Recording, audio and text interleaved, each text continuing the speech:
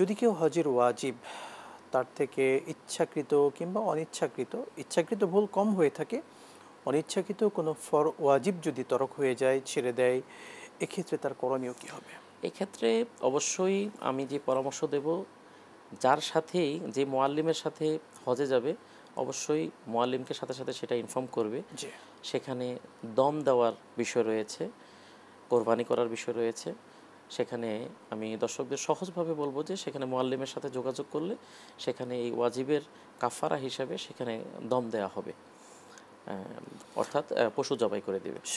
আরেকটি বিষয় আমরা এমনও পেয়েছি মাসালা, অনেক সময় হজে গিয়ে বিভিন্ন ওয়াজিব সে সময় ছেড়ে দিয়েছে, বিষয়টা তিনি স্বাভাবিকভাবে নিয়েছেন, তিনি বুঝতেই পারেননি যে আমার একটা ওয়াজিব নষ্ট হয়ে গিয়েছে। তার দেশে আসার পরে মনে হয়েছে যে আমি হজের অমুক ওয়াজিবটা ছেড়ে দিয়েছিলাম, কিংবা ওমরার সেই ওয়াজিবটা আমার ছেড়ে দিয়েছিলাম, বা কোনোভাবে সেটা নষ্ট হয়ে গিয়েছে। এখন তার করণীয় কী হবে?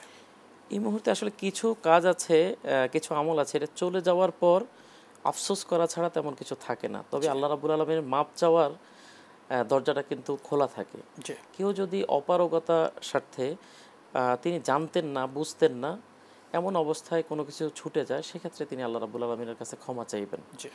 এবং যদি তার সামর্থ্য থাকে তাহলে তিনি আবার হজ করবেন পুনরায়।